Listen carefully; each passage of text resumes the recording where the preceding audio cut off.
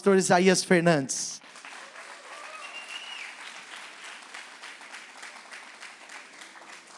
Pastor Isaías é pastor na Lagoinha Sede, junto com o preciosíssimo Flavinho ali, e louvado seja Deus pela vida dele. Eu, assim, fiz esse convite com muita expectativa, mas com muita alegria, e ele recebeu, assim, de uma maneira tão honrosa. Isaías, fique à vontade, quero que você, assim, considere a Light aqui uma extensão da Lagoinha, que é uma igreja tão amada, tão abençoada também, e nós queremos que você faça parte aqui, fique à vontade conosco, tá bom? Amém. Depois você se apresenta um pouco melhor. Ele tem uma filha, vai falar, eu quero que o Davi, no tempo oportuno, também a conheça, né? Brincando. Deus abençoe, fique à vontade. Amém. Tamo junto, pastorzão. Graça e paz, povo de Deus, amém? Glória a Deus, é um prazer estar aqui, né? Agora, nesse segundo convite, deu certo, porque foi mais em cima da hora, o outro foi mais organizado, não dá certo, né? As coisas de Deus, quando ele tenta organizar demais, Deus quebra a gente no meio. Mas, irmãos, é um prazer estar aqui com vocês mesmo. Para quem não me conhece, eu sou Isaías Fernandes, sou pastor de jovens ali na Lagoinha Matriz, junto com o querido pastor Flavinho. Estou lá auxiliando o corpo de Cristo, não é verdade? E é uma honra mesmo estar aqui conhecendo uma parte do corpo de Cristo, fora ali da minha igreja local. É uma honra estar aqui com vocês. Eu sou casado com minha esposa, ela chama Núbia. Temos uma filhinha de 1 mês e meio, chamada Isis. Eu brinco com as ovelhas lá na igreja, de que todo mundo que tem um filhozinho homem, mais ou menos na idade, que nós vamos fazer, como no tempo de Herodes, nós vamos sacrificar as crianças do sexo masculino para não ter nada. Pastor da Visão está incluído nessa aí, tá? O Rafa está ali, ele tem uma com o Caleb, então a gente já sai sacrificando as crianças para não ter problema. Mas essa é uma conta que eu não quero pagar agora, deixa lá para frente, a gente resolve lá na frente, né, meu irmão? Está tudo certo. Quem sabe Jesus volta até lá, né? Eu estou falando, Senhor Jesus, se você quiser voltar para não ter problema, eu falei assim, oh meu Deus, tem misericórdia, eu não tenho coração para isso. Mas Deus é bom demais, não é, irmão? Irmãos, o tema do culto de hoje é deep, né? O termo em inglês para profundo, aquilo que está ali abaixo da superfície. Não sei se vocês acompanharam aí os últimos noticiários, já de algumas semanas atrás. Nós temos talvez, não o maior navio que já naufragou, mas o mais emblemático dos naufrágios, que é o naufrágio do Titanic, não é verdade? E que já tem mais de 100 anos que o Titanic naufragou, e até hoje milhares de pessoas querem visitar, investigar, saber o que está acontecendo lá no fundo do Oceano Atlântico. Nós temos um filme, quem não se lembra, da Rose e do Jack, esse filme que me fez tanta raiva, porque dava para os dois ficar naquela tabinha lá, não dava? Mas deixaram o Jack morrer, cara. Eu falei, para que isso? Mataram, foi um sacrifício vivo isso aí. Homicídio, tem que colocar na conta da Rose lá, porque dava, ela que não quis poupar o tal do Jack. Mas um filme muito bonito, mais de 2 horas de filme aí, uma obra de arte. E recentemente, nós tivemos agora uma tragédia envolvendo um submarino meio sucateado que tentou visitar os mortos, alcançar a profundidade. E por que eles não conseguiram chegar, né, até o Titanic? Porque um efeito científico que acontece no fundo do oceano, que se chama pressão da água, pressão submarina de não sei quantas toneladas da gravidade, que esmaga se você não tiver revestido com algo por fora que te proteja de uma maneira muito clara. Irmãos, e na vida cristã, não tem como falar que estamos com Cristo sem falar de pressão na vida. Paulo, por exemplo, quando escreve a sua segunda carta à igreja de Corinto, ele fala que nós somos pressionados por todos os lados. Existe uma pressão, pelo menos 3 tipos de pressão diferentes. A primeira pressão é a pressão que vem de fora para dentro. É a pressão da sua vida, não sei se já reparou, mas é difícil ser crente. Você chega no trabalho, o pessoal do trabalho tenta arrumar um esquema para você fazer um negócio diferente lá. Se é casado ou casada, de repente aparece um endemoniado ou endemoniada para ficar te tentando. Um ex-contato da sua vida pregressa manda uma mensagem do nada, oi, sumido, no WhatsApp, você tem que bloquear e sumir de novo, não é verdade? São as pressões externas. Falta dinheiro, o agiota chama, oi, tudo bem? Vamos desenvolver uma amizade, um relacionamento para você resolver os seus problemas. Mas além das pressões externas, também existem aquelas pressões que são internas. pressões muito singulares de cada um de nós, e talvez essa seja a geração, ou esse seja o tempo, onde existe mais pressão interna dentro de cada pessoa. A OMS estima que cerca de 30% da população mundial sofre com depressão. Se colocarmos ansiedade, aqueles casos que são não catalogados em hospitais, mas por sintomas práticos da vida real, cerca de 50% da população mundial sofre com um quadro clínico de ansiedade.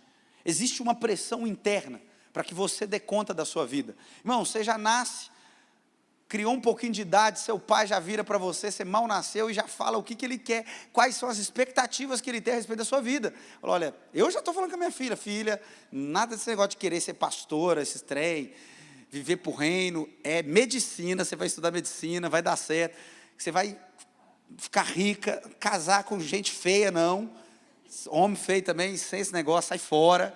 Já começa a colocar pressão, a menina já está nascendo pressionada. Eu já tenho altas expectativas, irmão. Tem um diário que eu anoto tudo que eu quero que essa menina seja no futuro. Ela já está crescendo pressionada. Eu cresci com a pressão dos meus pais, você cresceu com a pressão dos seus pais, nós crescemos com a pressão da nossa autocobrança. Essas duas cobranças estão em cima de nós, mas existe ainda uma terceira cobrança, que é uma cobrança espiritual. Porque nós olhamos para a vida espiritual e percebemos que de alguma maneira nós já avançamos muito, mas ainda temos muito que avançar, não é verdade? Percebemos que, de alguma maneira, somos cristãos e aceitamos Jesus, temos um relacionamento com Cristo, mas, irmão, quando o dia mal vem, você percebe que falta ainda conhecer mais de Jesus. A nossa fé ainda é frágil, anêmica, manca, inconsistente, e eu esqueci o resto do negócio que fala. A fé ainda vacila, coisas que você acha que já estavam resolvidas, depois você percebe que, na verdade, não estavam nada resolvidos. E é sobre esse tipo de pressão que eu quero falar. E o tema do sermão de hoje que eu quero trazer para vocês, é um sermão, um título de uma pergunta. Abra sua Bíblia comigo em Mateus, no capítulo 8. Eu quero ler com vocês o verso 23 até o verso 27. Irmão, se eu perguntasse para você, dentro desse panorama de pressão, você conhece o Jesus que você serve? Quem é esse Deus que você serve? Nós vivemos num país que ele é cristianizado. Nós vivemos num país que existe uma cultura cristã muito forte. Então você já nasce sabendo quem é Jesus. Você já sabe, por exemplo, que ele nasceu no Natal, não é verdade? 25 de dezembro, que ele nasceu do ano 0. Então hoje ele tem 2023 anos. Não, vai completar no final do ano agora, 2023 anos, não é assim? Você sabe, por exemplo, que ele nasceu lá em Natal, lá em Belém, não é verdade? Aqui do Brasil mesmo, estou brincando. Você sabe algumas coisas de Jesus, não precisa ser crente para saber a respeito de Jesus.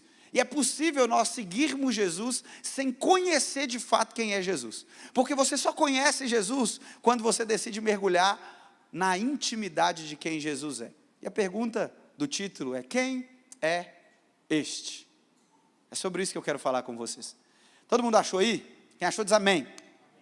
Amém? Então quem não achou diz culto dominical 10 horas da manhã. Que aí o pastor vai ensinar lá, não vai, pastor? Tamo junto, pastor. Vamos lá, o texto bíblico diz assim, eu vou ler na versão NVI. Entrando ele no barco, seus discípulos o seguiram. Fala comigo, de repente. Isso. Uma violenta tempestade abateu-se sobre o mar, de forma que as ondas inundavam o barco. Jesus, porém, dormia. Os discípulos foram acordá-lo, clamando: Senhor, salva-nos, vamos morrer. Ele perguntou: por que vocês estão com tanto medo, homens de pequena fé?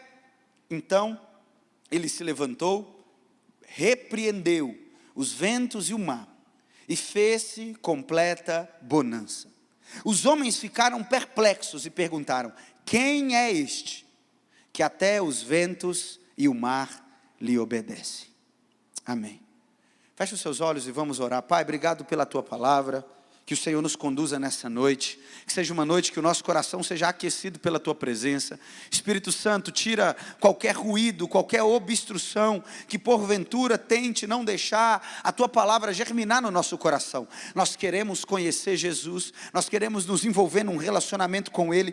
Tudo o que desejamos, Pai, é parecer com Jesus, é falar como Jesus, é agir como Jesus, é ter o coração de Jesus. É o que te pedimos, no nome do Pai, do Filho e do Espírito Santo de Deus. Amém, amém e amém.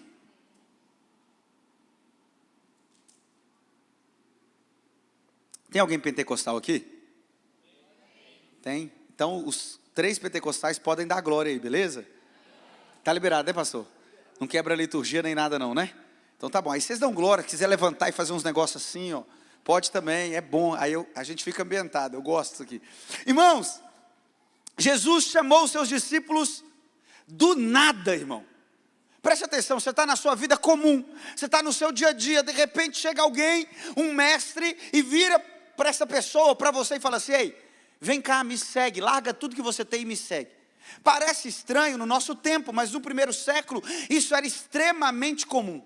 Todos os mestres tinham discípulos, e todos os mestres chamavam os seus discípulos por enxergar de alguma maneira o potencial que esses discípulos tinham. Então eles convocavam pessoas para caminhar perto, para difundir o seu ensino, porque afinal, naquele tempo não existia uma escola obrigatória, afinal, naquele tempo não existia uma linha de pensamento, uma faculdade, não existia.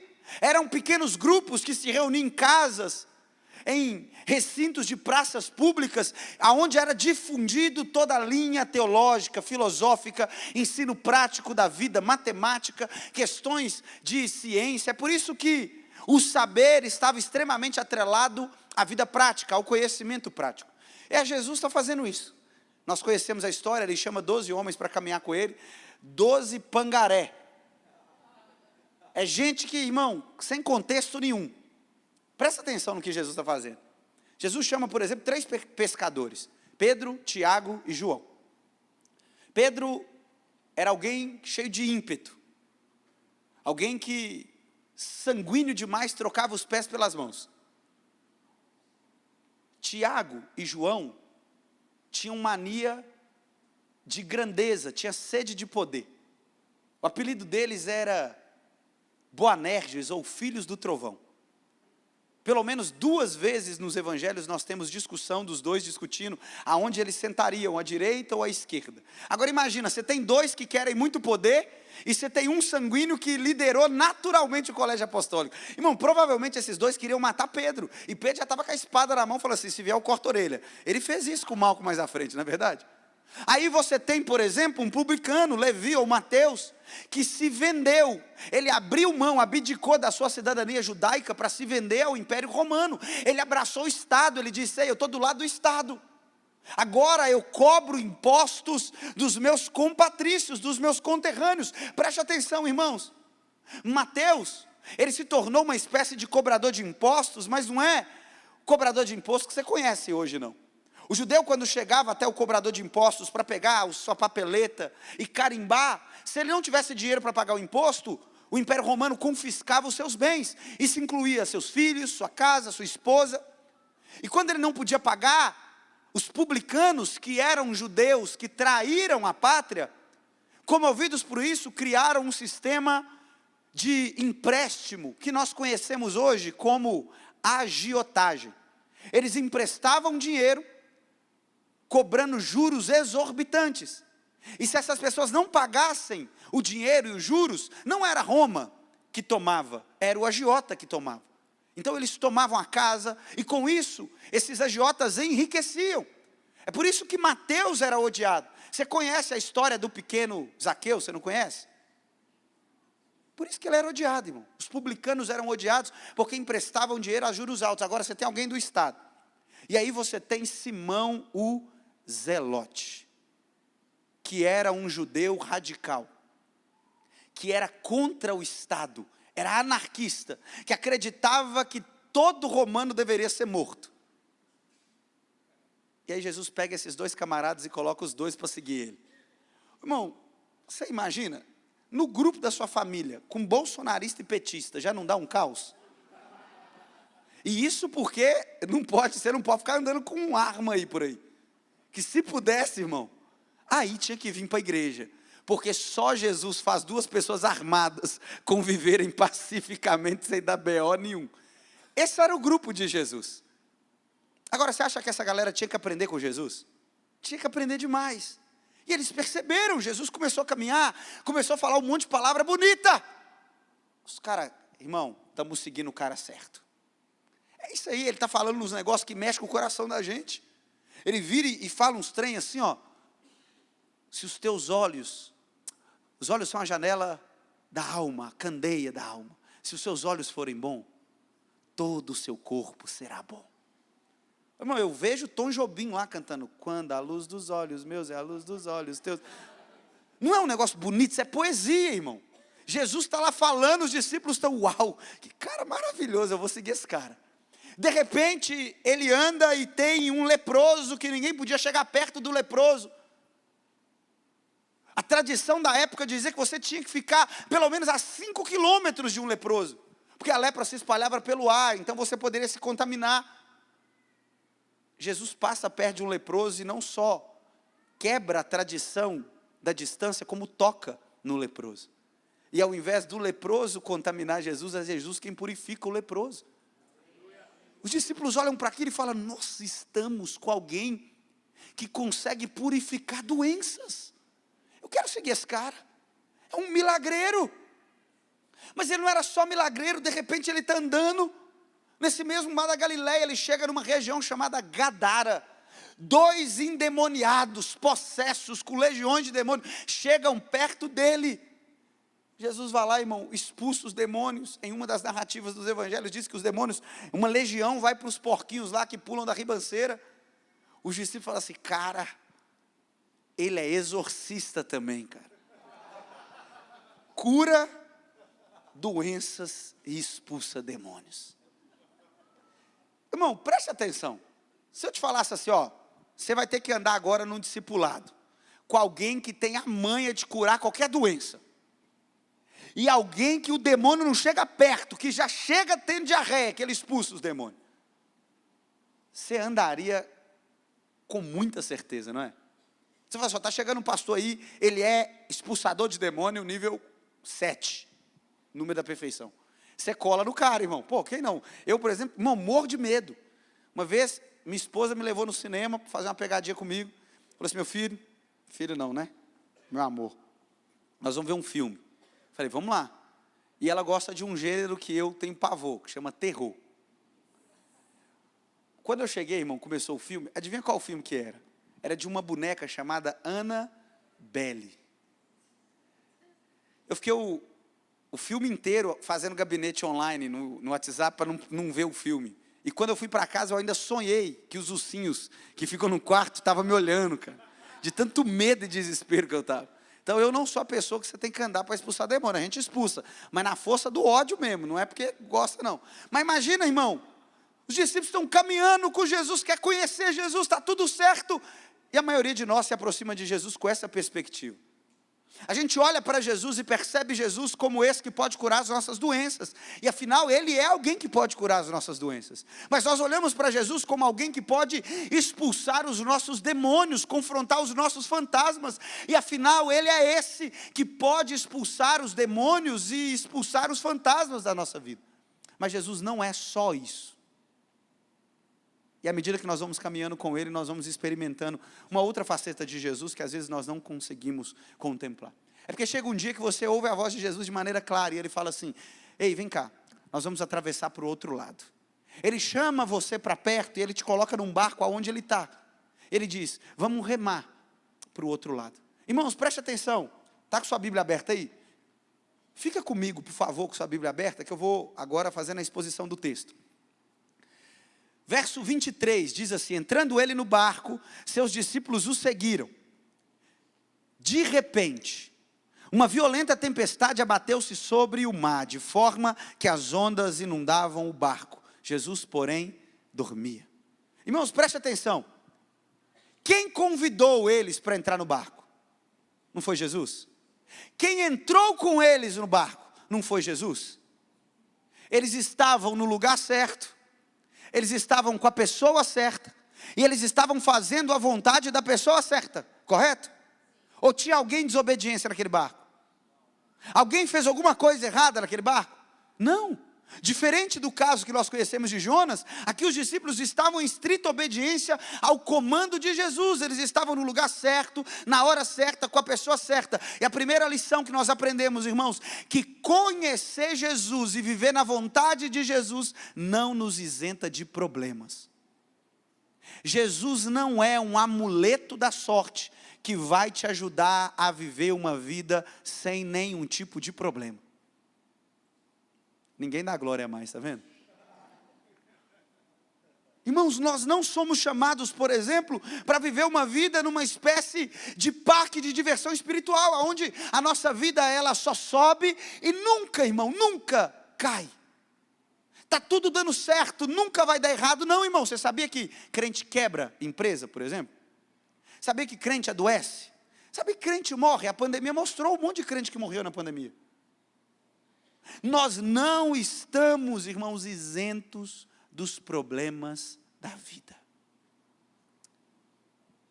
E o problema de entrar no barco com Jesus é porque tem tempestades que são inesperadas na nossa vida. Você se prepara a sua vida inteira, mas de repente vem um dia que quebra a sua preparação toda, de tudo que você planejou. Elas são inesperadas. Não teve como você se preparar para ela. Mas não só são inesperadas, como elas são repentinas. Não parece, irmão, não anuncia. O dia está ensolarado, de repente, cai aquela chuva. Não só são inesperadas, repentinas, como elas também são inadministráveis. Tem coisa que chega na vida, irmão, que o seu diploma não serve, que o seu conhecimento não serve, que a força do seu braço não serve. Isso aqui, pelo menos dos discípulos, 3 eram homens que cresceram nesse mar. O mar da Galileia, o mar de Genezaré, o mar de Tiberíades. O mesmo nome para o mesmo local. Eles cresceram ali, sabiam domar, conheciam o período de tempestade e o período que não tinha tempestade. E certamente esse não era um período, senão Pedro, Tiago e João não entrariam no barco. Sabe, Jesus, a gente não vai porque agora é inverno, tem tempestade. Agora as montanhas de Golã, o gelo está derretendo e o vento seco que vem do Sinai se choca e forma um grande ciclone. É perigoso entrar, não. Provavelmente era verão e Jesus está atravessando o barco, mas tem uma tempestade que eles não conseguiram prever, que a meteorologia falhou e agora eles estão no olho do furacão. E sabe quem colocou eles no olho do furacão? Tem coisa que está acontecendo na sua vida que você fala que é o diabo que está furioso, mas é Jesus que colocou você lá. Ai, pastor, ora por mim, o diabo está furioso na minha vida, irmão. É Jesus que pôs você lá. Ué. Tem tempestade que somos nós que provocamos. Eu vou lá trair minha esposa, meu casamento está em xeque. Eu provoquei essa tempestade. Ô pastor, o diabo. Que diabo, irmão? Fui eu, ué. Eu que fui lá. Eu. Está lá no Instagram, cheio de contatinho, curtindo foto das mulheres, tudo lá, a esposa pega, olha, que é isso aqui, varão? Falou, o diabo, que curtiu tudo. Irmão, o diabo olha lá no inferno, eu? É mais capeta do que eu que estou aqui, ué. Falou, Deus, olha aí, o servo aí, ó, pôr na culpa de mim. Não, tem tempestade que somos nós que provocamos. Mas tem tempestade, irmão, que simplesmente acontece. Você não espera um dia chegar, sentir uma dor e ir no hospital e descobrir que você está enfermo. Hoje, por exemplo, antes de vir um pouco aqui para o culto, estava eu e o pastor Rafa. A gente estava com uma ovelha lá da igreja, um jovem, que a esposa grávida com 7 meses, ela teve um sangramento, uma hemorragia, precisou fazer um parto. A menina nasceu na sexta-feira e ontem, finalzinho do dia, veio a óbito. 7 meses, irmãos. 28 semanas de gravidez. Você vai explicar o quê? O menino é crente, é líder. A esposa crente lidera. Ambos dedicando a vida para o Senhor. Tentando glorificar o nome do Senhor. O sonho de ter uma família, uma gestação. Como que explica? fazer a pergunta dos discípulos: quem pecou, ele ou os pais dele? O que está acontecendo, irmão? Tem tempestade na nossa vida que não tem explicação, é simplesmente Jesus fazendo a tempestade acontecer. A convicção que eu sei é que eles estão com a pessoa certa, eles estão com Jesus, eles estão fazendo o que Jesus mandou eles fazerem, mas isso não nos isenta de passar por sofrimento na vida. Irmão, você quer conhecer Jesus? Conheça o Jesus que não vai aliviar a dor para você. O Jesus que não vai te dar anestésico para você ficar sentindo sem dor, irmão. A história da igreja é a história banhada por chicote estralando na costa de crente. Você está achando que agora vai arrefecer? Você está boladinho com o STF, irmão? Firma o toco. Talvez daqui a alguns anos a gente vai estar preso. Aí, ninguém na glória, tá vendo? E aí canta, pastor, não sei se aqui canta, mas lá o jovem canta e eles ficam felizes. A perseguição não matou a igreja. Eu olho aqueles meninos jovens e falo assim, cara, os meninos tudo macio, não aguentam um tapa cantando. O Coliseu não matou a igreja. Gripou, não vai no culto mais. Fala, pastor, tô fraco. Eu falei, é para você ver que miséria. Irmão, você está achando que as coisas vão ficar melhores? Não, vai piorar, meu irmão. O mundo é do maligno. Jesus disse, desde os seus discípulos, João 14, sabe o que ele diz? No mundo tereis aflições, firma o lombo. Fala igual meu pai, firma o toco. Mas a gente tem que esperar, porque, irmãos, conhecer Jesus não nos faz isento aos problemas da vida. Conhecer Jesus não nos torna, irmãos, pessoas que não vão sofrer. Ao contrário, conhecer Jesus vai trazer para você um peso de responsabilidade muito maior, que vai te levar talvez a lugares que, se você não conhecesse Jesus, você nunca iria e nunca estaria. Porque o peso maior do que conhecer Jesus é o peso de negar Jesus. Judas, o conhecendo, negou a ponto de tirar sua própria vida, porque foi corroído pela culpa. Mas prosseguindo o texto, estão no meio da tempestade. Vocês perceberam lá que Jesus estava fazendo uma parada? O que Jesus estava fazendo? Olha o verso 25 comigo. Os discípulos foram acordá-lo, clamando, Senhor, salva-nos, vamos morrer. Jesus está dormindo e os discípulos estão desesperados, cara. Não é de rir não, mas é engraçado demais isso aqui. Porque eu não consigo imaginar Jesus dormindo e os caras lá se matando assim. Sabe que, irmão, não é um soninho mais ou menos, é uma tempestade. Você já andou de barco? Sem tempestade, já não é um negócio estranho?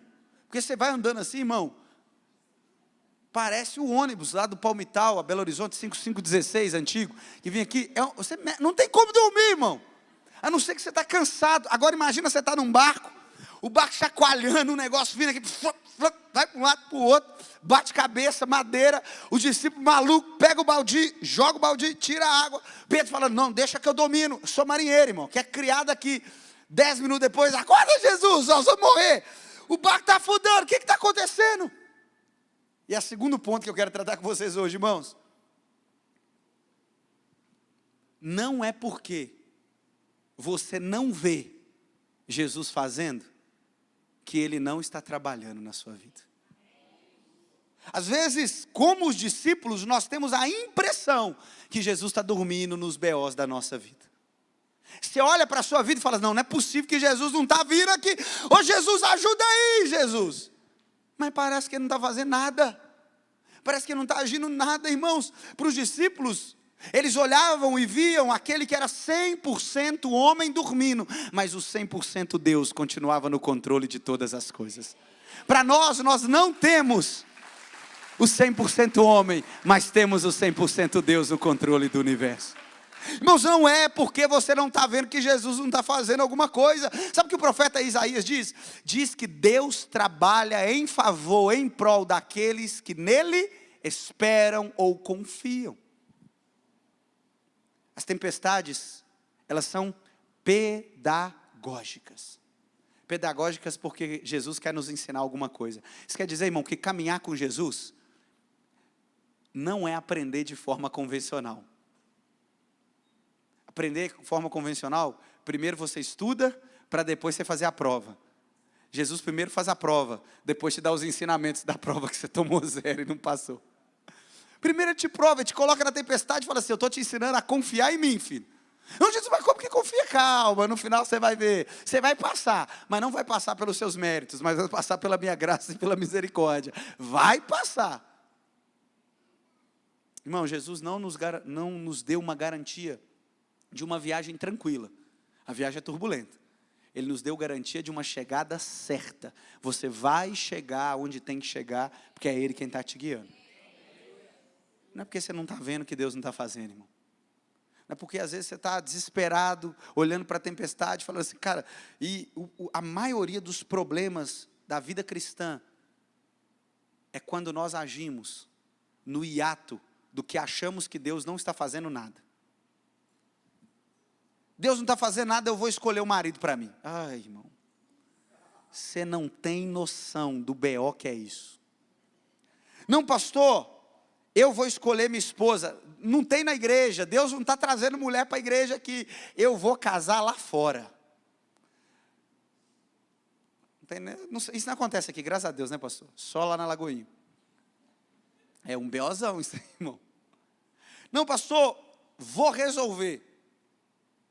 Deus mandou eu sair de tudo aqui e ser missionário lá na Colômbia.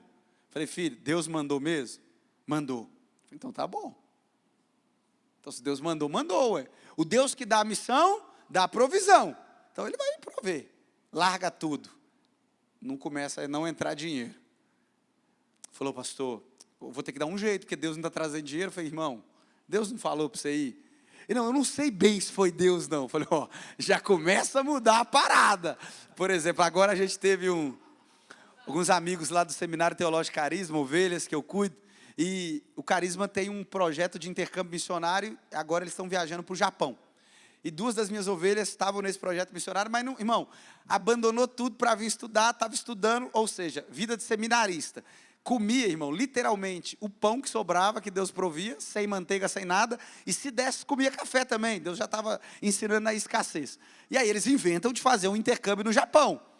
Irmão, nem questionei. Falei assim, ó, vocês têm muita convicção e muita fé, né? Porque vocês não têm dinheiro para comer. Agora está querendo ir para o Japão. Dei uma pesquisada rápida, passagem para o Japão. Isso era tipo maio, passagem para julho. Olhei lá, para 7 mil reais. Fala, alguém que não tem o dinheiro para comer uma refeição, vai ter 7 mil reais, é fácil, né? O Brasilzão está top, não tem inflação, está tudo certo, está funcionando tudo certinho. Irmão, eu tive um gabinete com eles há 2 semanas atrás. Falei, irmão, e aí, como é que tá, meu filho? O que você já tem juntado para ir para o Japão para comprar as passagens? Pastor, 150 reais. Falei, meu Deus, cara. Falei, irmão, você tem convicção que é Deus?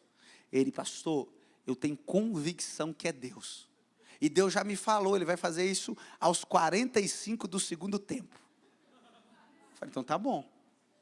Estou lá no gabinete, chega uma irmã para mim, fala assim, pastor, semana passada, Deus tocou no meu coração para comprar 2 passagens para 2 jovens que vão para o Japão lá no negócio. Quem que é? Eu falei, você está falando sério assim? Tipo, do nada você vai comprar passagem? Compra para mim, ué, também, eu quero. Tô brincando. Fala assim, ô fulano, chegou, aos 45 do segundo tempo, a provisão chegou. Você está indo viajar para o Japão, vai dar uma passagem, está aí. Mas, irmão, é assim. Deus estava lá, isso foi em maio, junho, julho, basicamente 3 meses. 3 meses, aparentemente, Deus não está fazendo nada, a gente está orando. Mas Deus estava tocando uma senhora lá de São Paulo. Aí Deus falou com a senhora, vai lá para Belo Horizonte para a conferência. Aí a senhora falou, é para ir mesmo? É. Aí procurou o pastor dela, aí Deus tocou no pastor, falou, é para ir. Aí ela foi. Aí chegou aqui falou dos jovens lá, e Deus falou, abençoa os 2 jovens. Ela volta para São Paulo, lá em São Paulo, Deus não deixa ela quieta, ela volta para cá, me chama no gabinete, e senta lá comigo e fala, pastor, tem 3 meses que Deus está me incomodando para abençoar esses meninos. Falei, miséria, tem 3 meses que a gente está esperando você chegar para abençoar esse menino. 3 meses! Ajuda aí, mano. Não dava para se ouvir de primeira. Com a primeira vez que Deus falou, você já viu? Ia poupar um estresse, um drama. Depois, eu já estava assim, cara, como pastor, vou ter que cuidar do coração desses meninos, porque eles não vão conseguir ir, vai dar tudo errado, vão estar frustrados aqui, vai falar que Deus não existe. É o primeiro BO de seminarista. Mas, irmão, não é porque aparentemente Deus está dormindo que Ele não está fazendo, não. Ele está fazendo. Tem coisa que você não está vendo a resposta agora, mas talvez daqui a alguns anos você vai ver essa resposta. E olha para a sua vida hoje. Tem orações que você fez há 10 anos atrás que se cumpriram e você nem percebeu. Se você pudesse escrever para o seu eu de 10 anos atrás, o que você escreveria? Ah, irmão, eu escreveria demais para mim, Isaías. Sossega o facho, Deus está trabalhando, filho. Isso aí você não vai conseguir resolver, você vai gastar energia à toa. Deixa Jesus resolver para você. O pastor Flávio tem uma frase que ele sempre fala comigo, ele fala assim, filho, problema a gente não administra, a gente resolve. Se você não consegue resolver, o problema não é seu, quem resolve é Jesus. A maioria das nossas dores de cabeça é que a gente está tentando resolver problemas que não são nossos. E os problemas que são nossos, a gente fica administrando e não resolve. Está cansado, não consegue trabalhar direito, mas vira a madrugada jogando videogame e vendo série de Netflix. Irmão, o problema está aí, ué. Pastor, mas eu não consigo ler a Bíblia, não concentra, mas para ver o raio da televisão, concentra. Resolve o problema, corta o trem, pega a televisão, quebra ela toda, acabou. Põe a Bíblia no lugar da televisão e fica lá, ao mesmo tempo que você fica assim, isso aí. O Senhor é o meu pastor e nada me faltará. Deixa eu trocar de canal aqui, Mateus, capítulo 5 e pronto. Pronto, resolveu o problema, irmão, coisa boa, não é verdade? Não, mas o problema da nossa vida, a gente fica administrando os nossos problemas, que a gente sabe que tem que resolver. Aí o problema que é dos outros, que você não consegue resolver, você quer resolver. Não, pastor, mas a minha sogra tem o temperamento difícil. Você lá muda temperamento de alguém, irmão? Não, se você não muda o temperamento de alguém, vai orar para Deus mudar o temperamento da sua sogra. Porque você não vai mudar. Sabe o que você vai fazer? Intriga. Vai ficar brigando o tempo todo. Sua sogra brigando de lá, você brigando de cá. Sua sogra brigando de lá, você brigando de cá. E aí fica aquele negócio chato que ninguém aguenta mais. Alguém olha e fala assim, nossa, os dois são insuportáveis. Não é verdade? Resolva os seus problemas, os dos outros entrega para Jesus e não administre problema que não é seu. Você não está vendo, mas hoje Jesus trabalhou a seu favor. Você não viu, mas hoje você saiu em paz, em segurança da sua casa, em um dos países que é o mais perigoso do mundo. Não sei se você parou para pensar, nós somos um país de terceiro mundo em desenvolvimento. Quer dizer que a criminalidade aqui é altíssima. Deus te livrou essa semana, Deus te livrou esse mês, Deus te livrou hoje de ser assaltado, de ter uma bala perdida. Você vem em segurança e Ele vai continuar te livrando. Terminando esse culto, você vai voltar para sua casa, num mundo cheio de pessoas com problema mental, problema na mente. Em paz você vai se deitar, em paz você vai dormir, em paz você vai se levantar, porque Ele continua trabalhando em seu favor, meu irmão. Deus não está dormindo, Ele está fazendo. O texto continua, prossegue aí comigo. Versículo 26, eu quero ler a parte A. Ele perguntou, por que vocês estão com tanto medo, homens de pequena fé? Por que vocês estão com tanto medo, homens de pequena fé? Um pregador inglês chamado Spurgeon, ele disse que Jesus decidiu, antes de acalmar a tempestade, primeiro confrontar os discípulos, porque ele sabia que era mais fácil converter o coração do mar e o coração do vento do que converter o coração do homem. Ele decidiu começar do mais difícil primeiro. Antes de Jesus, conhecendo Ele, antes de Jesus acalmar as tempestades das circunstâncias, primeiro Ele acalma a tempestade do coração. Antes dele mudar do lado de fora, primeiro Ele muda do lado de dentro. Sabe por quê? Se Jesus não acalmar o coração, você com o coração tempestuoso, transforma qualquer copo d'água em tempestade na sua vida. Você já viu quando você está agitado, quando você está nervoso, nervosa, chega em casa, está tudo em paz, irmão. A gente quer arrumar uma confusão, já viu? Vem com crente com espírito de contenda. Homem, quando o time de futebol perde, chega na igreja, irmão, fica lá, ó. Conversa com ninguém, não dá glória a Deus, desconta em todo mundo. A paz do Senhor.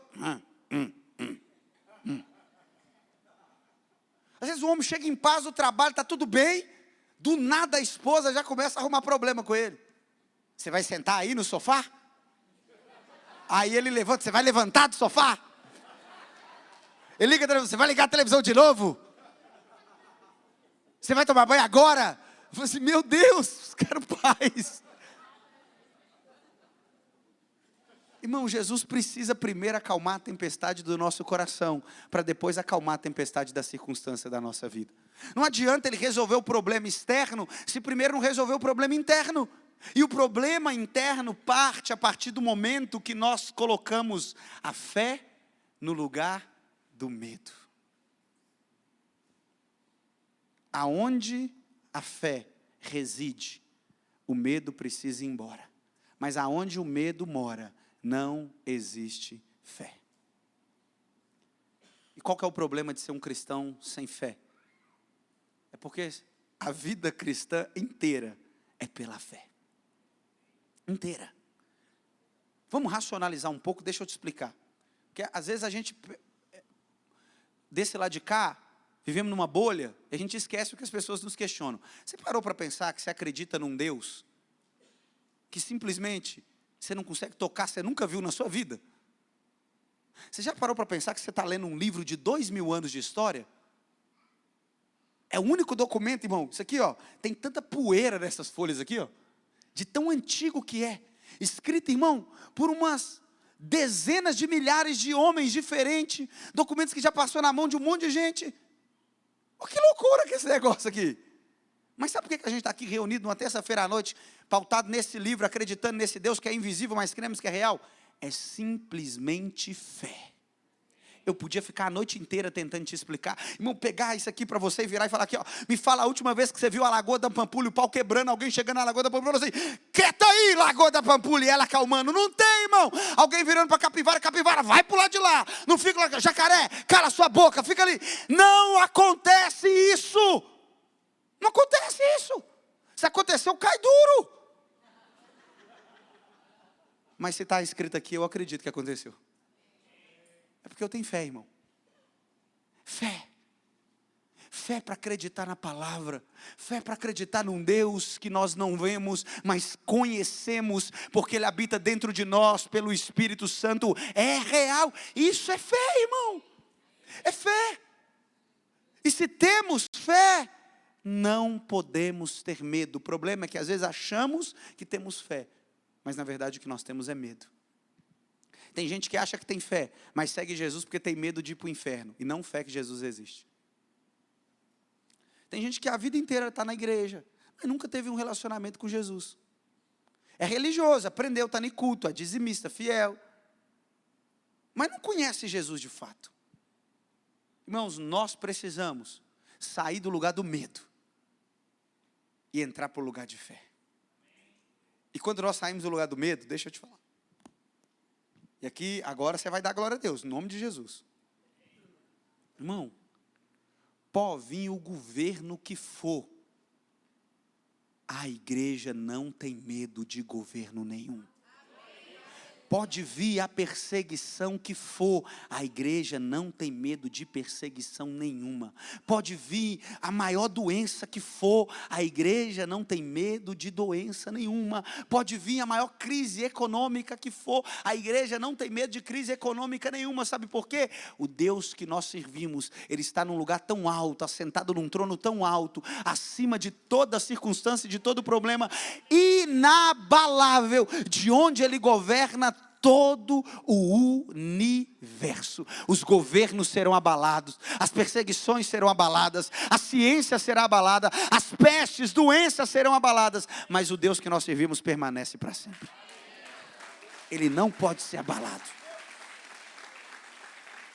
Jamais pode ser abalado. O convite nessa noite, você conhece Jesus, você quer ir mais profundo com Jesus, sai do lugar de medo e entra no lugar de fé. E aí, se você precisa sair desse lugar, você sabe, porque Jesus já te cobrou algumas coisas que já era para você ter parado há muito tempo e até hoje você não parou. E você está com medo. Jesus já mandou abrir mão dessa amizade, pastor, mas eu nunca mais vou ter amizade. Irmão, sai do lugar de medo, Ele vai te dar coisa melhor que isso aí. Pastor, mas e se eu fizer isso, irmão? Não é matemática. Reino de Deus não adianta você vir 1 mais 1 é igual a 2. Não, irmão. No reino de Deus é 0 é igual a tudo. E tudo é igual a nada. Esse é o reino de Deus, é a loucura. Aqui, você quer ser grande? Você diminui. Olha que coisa louca esse negócio desse. Você quer ser o mais importante? Abre mão de tudo e seja o mais miserável. Aí você é o maior e é o mais rico. Porque é pobre na terra, mas é rico no céu. Olha que coisa linda que é um negócio desse. Aqui você perde, perdedor na terra, mas é ganhador no céu. E como é que nós vamos entender essa matemática? Você não consegue entender racionalmente, mas você consegue entender pela fé. Quando você tira o medo do seu coração. É por isso que Deus vira para Josué, assim que ele assume a liderança, o posto do lugar que era Moisés, ele fala: seja forte e corajoso, não tenha medo. Mas é uma terra de gigante, a gente é um exército que não tem nem espada para lutar, é um monte de ex-escravo que nasceu no deserto, não tem educação, não tem cultura, não tem nada, é um monte de pangaré doido, com saudade de comer cebola no Egito. Irmão, olha isso. Você já imaginou? Imagina você liderando um povo e o povo fala assim: a gente está com saudade de comer cebola. Irmão, entrega a vida para o Satanás. A pessoa está com saudade de comer cebola. Irmão, pelo amor de Deus, cebola. Misericórdia. Cebola egípcia ainda, olha que coisa maravilhosa, né? Não, irmão, seja corajoso. Se Jesus mandou você fazer, faça. Se Ele mandou você ir, vai. Homem de pequena fé, Jesus está questionando os discípulos. E aqui eu quero entrar no último ponto do sermão para vocês. O tecladista, se quiser já fazer um tino, nino, nino, pode fazer aqui também. E agora já está indo para o final aqui. É ele ali, ó. O irmão, bonito ele, né, velho? É casado ele, pastor? Casado? Então, glória a Deus.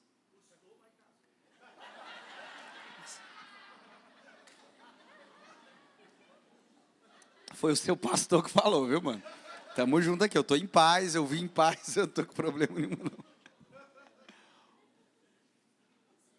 E a gente finaliza, irmãos, com o último versículo, a parte B do verso 26 e o verso 27. O texto diz assim: então, Jesus se levantou, repreendeu os ventos e o mar, e fez-se completa bonança. Os homens ficaram perplexos e perguntaram: quem é este, que até os ventos e o mar lhes obedecem? Quarto e último ponto é que a tempestade é um tempo de oportunidade. A tempestade é um tempo de oportunidade. Sabe por que é um tempo de oportunidade? Porque, irmãos, é um tempo onde você tem a oportunidade de abrir mão dos seus talentos. A tempestade é um tempo de oportunidade onde você pode abrir mão da sua maneira de resolver as coisas. A tempestade é um tempo de oportunidade onde você pode abrir mão das suas metodologias. Você se dobrar e se curvar diante daquele que resolve com uma palavra. Mar, vento, aquiete-se. E o vento e o mar se aquieta. Sabe qual que é o convite, irmãos? O convite é para você hoje descer um pouco mais profundo no seu relacionamento com Jesus. Porque talvez até hoje você achou que você consegue resolver os problemas da sua vida. E deixa eu te falar, por isso que não está resolvido até hoje, porque você não consegue resolver. Irmão, a título de ilustração, todas as vezes que eu tentava resolver os problemas do meu casamento, na minha retórica, nos meus dons, na minha maneira, nunca resolvia. Era só depois de briga que eu entrava dentro do quarto, chorava, pedia perdão para o Senhor e falou: Jesus, toca no coração dela. No outro dia a gente até transava. Olha para você ver que bênção. Fazia as pazes e pazes completas. Até engravidou. Nasceu agora a criancinha. Bom, várias vezes de dificuldade. Eu lembro uma vez, eu esqueci, irmão, de falar uma agenda para minha esposa. E eu ia pregar só no Amazonas. Olha para você ver que coisa ali. Então não era uma viagem assim, eu vou ali e volto. Era uma viagem, logisticamente, pelo menos uns 3 dias. Eu ia um dia antes, pregava um dia lá uns 3 cultos e voltava no outro dia. São uns 3 anos atrás. Esqueci não, 3 anos atrás não, isso 1 ano e meio atrás. Esqueci de falar com ela. Foi lindo. E aí ela ficou nervosa comigo, porque eu sou sempre a última a saber. Você fecha os negócios e não fala comigo. Eu falei, amor, é isso aí. Eu falei, ô Jesus, me ajuda, Senhor. E aí eu lembro que eu estava almoçando, falei, vou dar uma ligada para ela, para falar que eu amo ela, dizer que eu dou atenção para ela, que eu quero estar perto dela, né? Ou seja, desmanchar a cagada que eu fiz lá de fechar o negócio sem falar com ela. Liguei para ela, oi amor, nossa, eu te amo tanto. Ela já bolada, porque mulher quando está nervosa, filho, conversa de outro assunto não, ela grava aqui no coração, é aquilo para sempre. Ela já voltou, não, mas você marca, falei assim, tá querendo marcar presença, mas marca agenda sem me falar nada, vai ficar 3 dias longe. Falei, nossa Deus, hein? Falei, ô amor, a gente vai resolver isso, eu vou mudar. É a frase do homem, mas você não muda, varão, não consegue, irmão, homem é bobo, não muda. E aí ela falou, irmão, estou cansada de você falar que vai mudar e não vai mudar. E aí começou o falador, irmão, não parava mais não. Eu falei, nossa Deus, era para reconciliar, mas a mulher, eu percebi que ela está pior do que eu imaginava. Jesus, tem misericórdia. Mas aí eu pensei, falei, pronto, agora eu vou dar uma machadada e vou resolver esse problema. Eu vou soltar um eu te amo com a voz grave aqui, acabou. E, irmão, não tem ninguém que resista. Fala, amor, eu te amo. I believe I can fly. Colocou no fundo lá.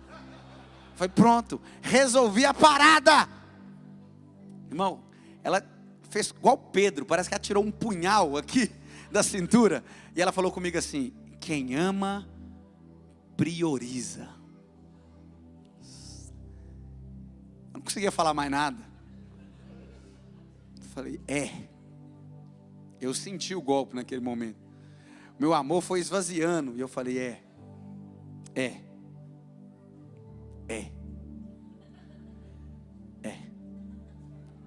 depois a gente conversa.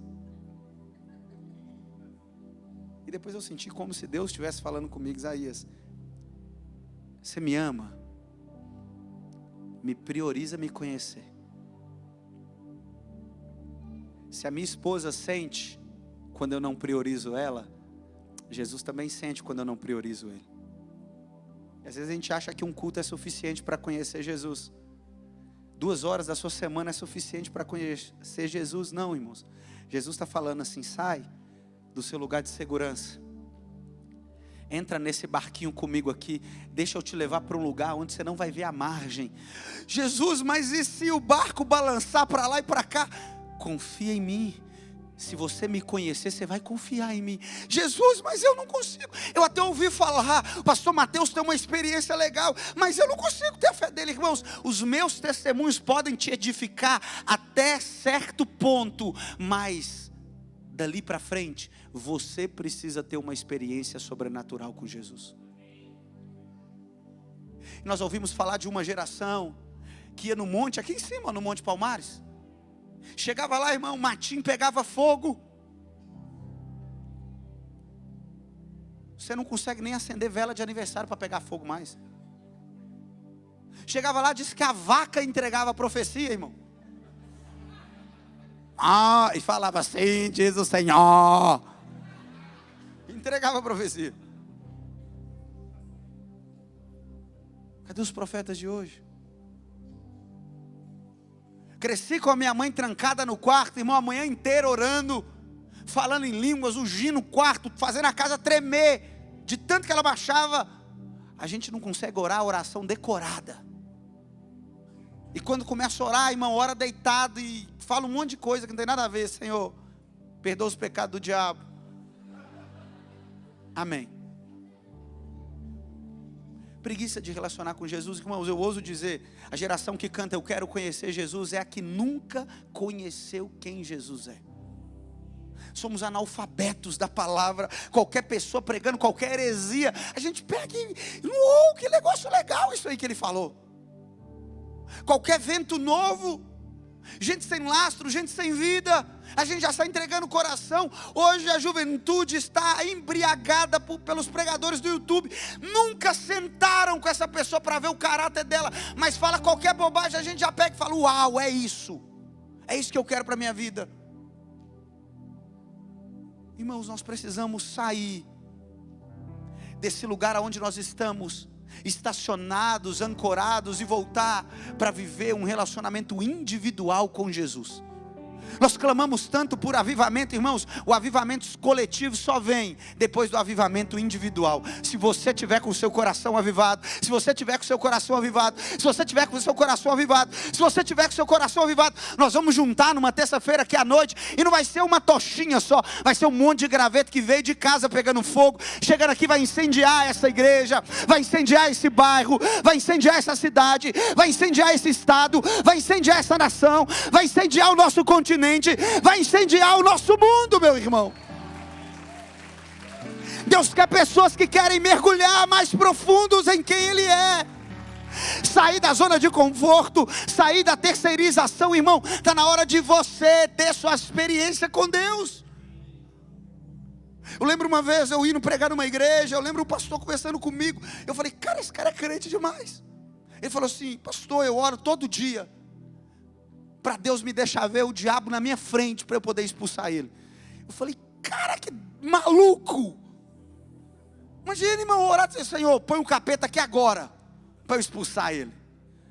Em nome do Padre, de Filho, Espírito. Eu falei, irmão, você está doido? Não quer ficar vendo diabo, não? Mas sabe o que é isso, irmão? Esse cara estava no azeite demais, irmão. Cheio do Espírito Santo demais, que está, irmão, querendo resolver problema do mundo.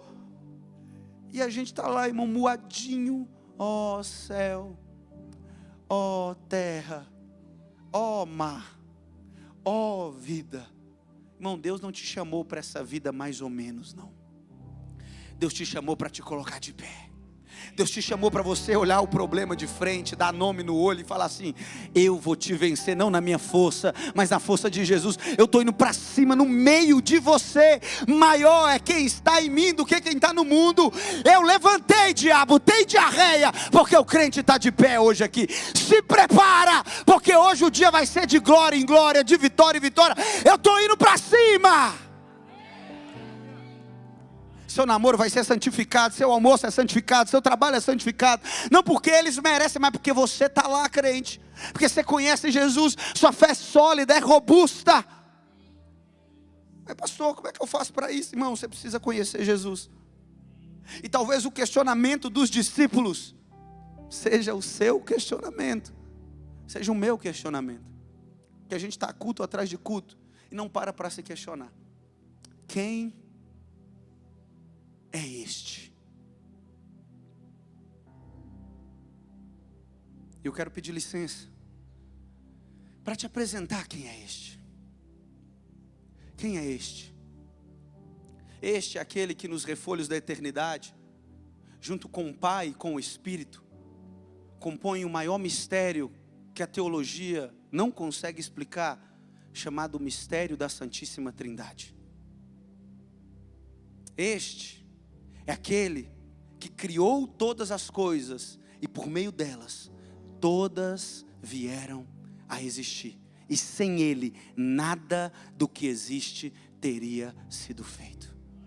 Quem é este? Este é o descendente da mulher prometido no proto-evangelho, que seria ou teria o seu calcanhar ferido, mas com o calcanhar esmagaria a cabeça da serpente. Quem é este? Este é aquele que os patriarcas ouviram a voz, abandonaram a vida e seguiram rumo ao desconhecido, confiando em uma palavra, de maneira tal que aqueles que tivessem a mesma fé dos patriarcas, a exemplo de Abraão, seriam justificados pela fé. Quem é este? Este é alguém que separa um povo para si. Um povo eleito, um povo escolhido para trazer por meio da sua descendência a semente prometida à mulher lá no jardim. Quem é este? Este é quem pega esse povo, leva para o Egito, 400 anos no Egito, leva para o deserto, 40 anos no deserto, entra na terra prometida. Quem é este? Este é aquele que, quando o povo se esquece dos seus feitos no Egito e no deserto, levanta juízes para julgar e para ensinar a respeito das maravilhas. Quem é este? Este é quando os reis se levantam. Um daqueles reis, o rei chamado Davi, recebe a profecia de que da sua linhagem viria alguém que governaria aquela nação com um cetro de ferro. Quem é este? Este é aquele que as profecias, ou os profetas, invariavelmente, insofismavelmente profetizaram sobre ele, sobre a sua vinda. Quem é esse? Esse é que no tempo certo, é que no tempo determinado, esse é que na plenitude dos tempos, nasceu de uma virgem, nasceu de uma mulher, nasceu sob a lei. Quem é esse? Esse é aquele que veio para os seus, mas os seus não o receberam. Mas todos a quanto receberam, deu-lhes o poder de serem feitos filhos de Deus. Quem é este? Este, com 12 anos, em uma festa de Páscoa, sobe até o templo em Jerusalém. Este prega para os sacerdotes que ficam assustados com tamanha sabedoria. Quem é este? Este é quem aparece num salto histórico repentinamente, convoca 12 discípulos por volta dos seus 30 anos de idade e começa a peregrinar na Judéia, na Galileia, Cafarnaum, Samaria, pregando o arrependimento e dizendo: arrependam-se, pois é chegado o reino de Deus. Quem é este? Este é que uma multidão começa a segui-lo, milagres são operados, prodígios acontecem, maravilhas acontecem, a ponto de o sistema religioso se encucar com o que estava acontecendo e de maneira injusta procurava matá-lo. Quem é este? Este é quem sorrateiramente, durante uma oração, numa quinta-feira à noite, no Getsemane, é preso pelo sinédrio judaico, sem nenhuma acusação, uma prisão ilegal. Ele é levado para a casa do sumo sacerdote, aonde ele é esbofeteado durante uma madrugada inteira, e não achando acusação, o entregam para o Império Romano. Pôncio Pilatos pela manhã chicoteia, tortura, bate, cospe, não vendo nada, o entrega para ser morto injustamente. Quem é este? Este é quem numa manhã de uma sexta-feira caminha da casa do governador Pôncio Pilatos, em chamada Via Crucis, até fora dos muros da cidade de Jerusalém, no alto de uma montanha qualquer chamada Gólgota. Ele é pendurado no meio de 2 assaltantes, 2 bandidos.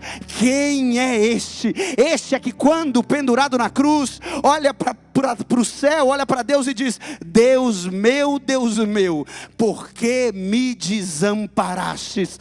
Quem é este? Este é aquele que na cruz, como uma ovelha muda que caminha em direção ao matadouro, trava a mais titânica das batalhas, trava a maior e mais épica epopeia das batalhas. Não a batalha contra o Império Romano, não a batalha contra o sinédrio judaico, não a batalha contra os zelotes, contra os publicanos, mas a batalha contra a única coisa que podia separar o homem de Deus: o pecado.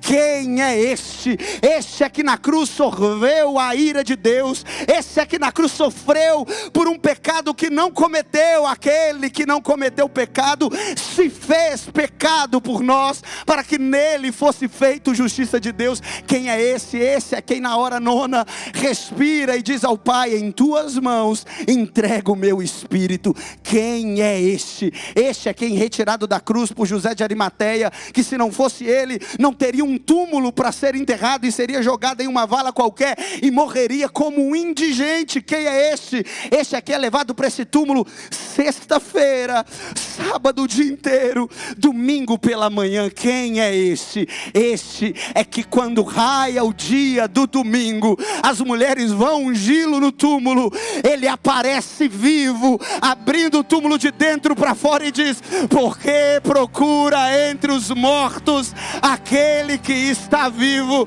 Quem é este? Este é quem vira para as mulheres e fala: vão dizer aos discípulos que eu estou vivo. E fale a Pedro: quem é este?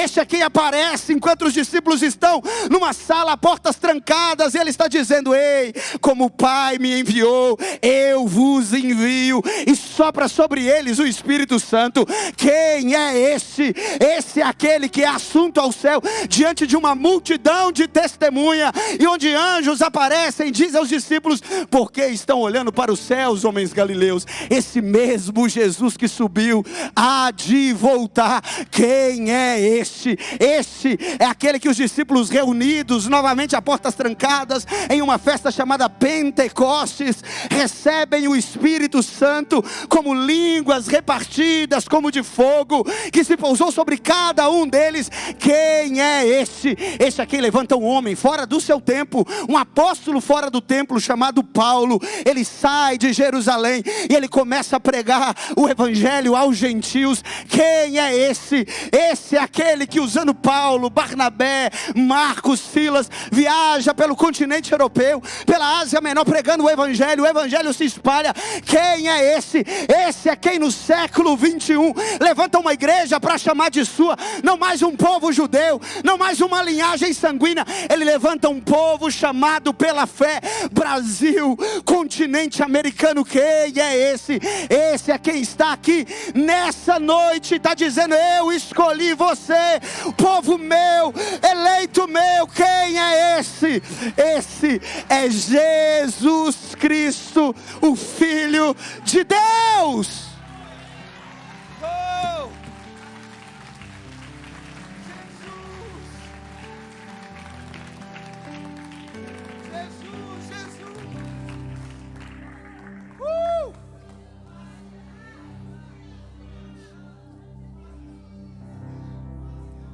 Esse é Jesus, meu irmão. Esse é Jesus. Você não crê numa fé que nasceu ontem? Não é o pastor Mateus que inventou o cristianismo, não, irmão. Você tem uma fé de pelo menos 3.000 anos de história. Você serve um Deus que de eternidade a eternidade está trabalhando. E sabe o que Ele está te convidando hoje? Ele está te convidando hoje para você conhecer Ele mais de perto. Ele está te convidando hoje para você sair da superficialidade da sua fé. Ele está te convidando hoje para você mergulhar num relacionamento com Ele. Ele está te convidando hoje para você sair desse lugar raso. Tem crianças aqui que precisam amadurecer. Jesus está dizendo para pessoas aqui: ei, sai da banheira, larga esse patinho, mergulha num lugar mais profundo, mergulha no oceano, mergulha em quem eu quero revelar para você. Tem profetas aqui nessa noite, tem pastores aqui nessa noite, tem apóstolos aqui nessa noite, tem evangelistas aqui nessa noite, tem pessoas que Deus quer levar para as nações, tem luzeiros que vão iluminar famílias, tem homens que vão restaurar casamentos, tem mulheres que vão salvar o seu lar hoje aqui. Mas mergulha em Jesus, meu irmão, vai para Jesus, minha irmã. Não há outro nome pelo qual nós devamos ser salvos, não há outro caminho a não ser Jesus. Tudo que nós precisamos, irmãos, é converter o nosso coração para Ele. E nesse momento eu queria que você ficasse de pé. Eu quero fazer uma oração. Meus irmãos,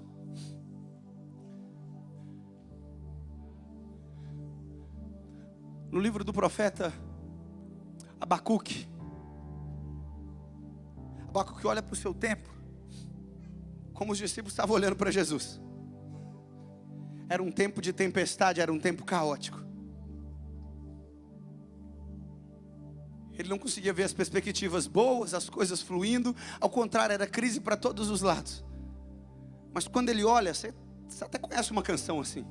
Ele faz uma das orações mais lindas de toda a Bíblia. Ele diz: ainda que a figueira não floresça, ainda que a vide não dê o seu fruto, mesmo que o produto da oliveira minta, mesmo assim, eu me alegrarei no Senhor, o Deus da minha salvação.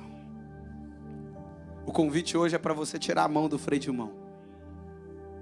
O convite hoje é para você sair do lugar da direção. O convite hoje é para você perder o controle da sua vida, porque aquele que perder sua vida, achará em Cristo Jesus. Com seus olhos fechados, deixa eu orar por você. Pai, nós estamos aqui nessa noite, ouvimos a Tua Palavra, fomos tocados pela Tua Palavra. Tudo o que nós queremos, Jesus, é Te conhecer mais, é mergulhar mais profundo em quem Tu és, Senhor. tira-nos do raso, Pai. Nós perdemos o controle, nós saímos, Senhor, da zona de conforto. Nós queremos conhecer o Jesus das Sagradas Escrituras, nós queremos testemunhar aquilo que vimos e vivemos, Pai. Não queremos mais o Deus que ouvimos falar, o Deus dos nossos pais. Nós queremos conhecer o Senhor agora. O tempo é hoje. Hoje é uma noite de milagre, hoje é uma noite de regeneração, hoje é uma noite de transformação, hoje é noite de mergulhar, hoje é noite de avançar, hoje é noite de romper. É hoje, Senhor. Então nos inunda com Teu Espírito Santo. Vem, Senhor, incendiar o nosso coração, uma revelação de Cristo, a revelação verdadeira de Cristo. Pai, este, o Filho de Deus, seja fixado nos nossos olhos, seja fixado nos nossos olhos. Tudo o que nós queremos é Jesus, Jesus, Jesus, Jesus. Ei, será que você pode levantar as suas mãos? Será que você pode começar a dizer palavras de adoração?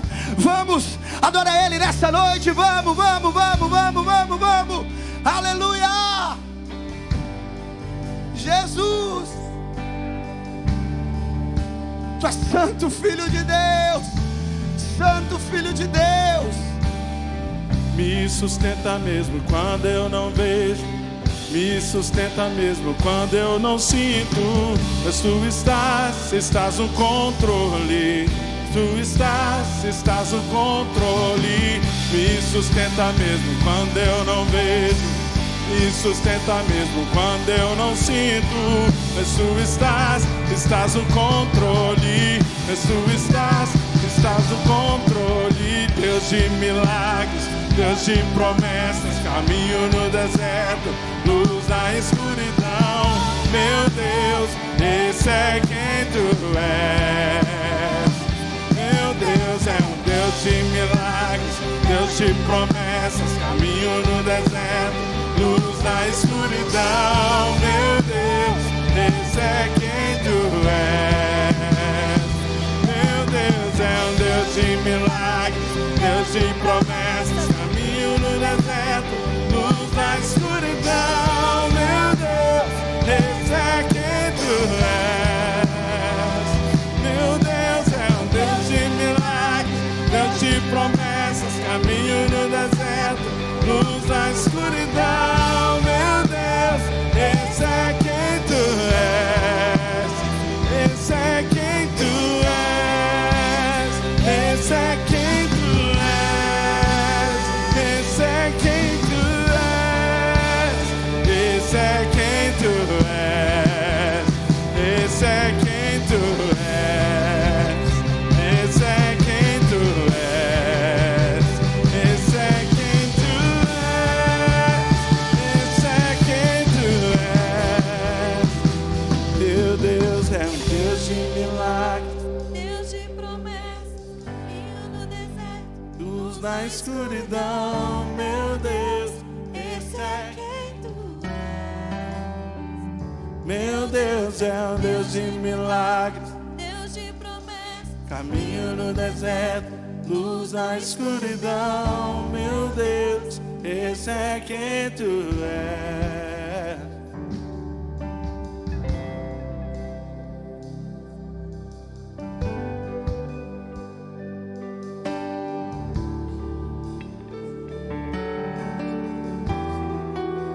Vamos erguer as nossas mãos assim, agradecer a Deus por essa palavra tão poderosa, agradecer ao Senhor porque Ele não está dormindo, Ele não está dormindo, está tudo sob controle nas suas mãos, está tudo com a intenção natural da graça de Deus, em nos livrar, em nos dar graça para enfrentar.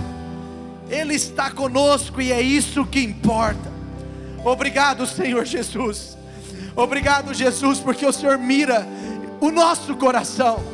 Pai, eu peço agora em nome de Jesus, por toda e qualquer tempestade dos nossos corações aqui.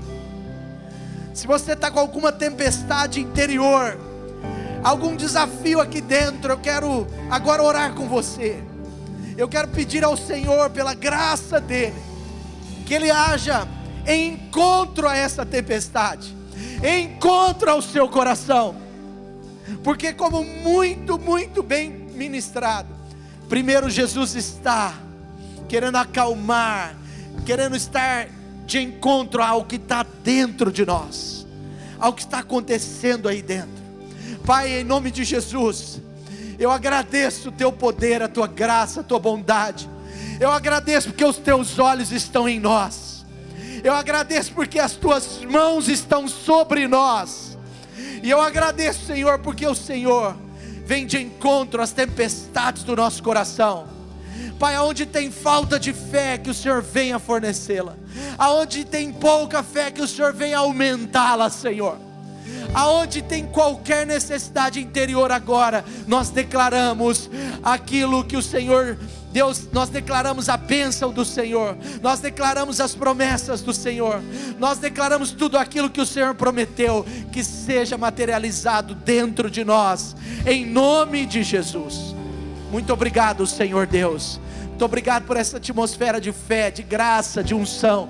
Obrigado pela presença do Teu Espírito Santo sobre nós. Obrigado pelo poder da Tua palavra. Obrigado, Senhor, por essa ministração maravilhosa. Obrigado, Senhor, pela vida, Senhor, do pastor Isaías, da pastora Núbia, Senhor, da sua filhinha. Muito obrigado, Senhor. Nós louvamos o Senhor nessa noite e agradecemos por essa poderosa, Senhor, palavra dentro de nós. Em nome de Jesus, amém, amém, amém, aleluia, amém, aleluia, aleluia, aleluia.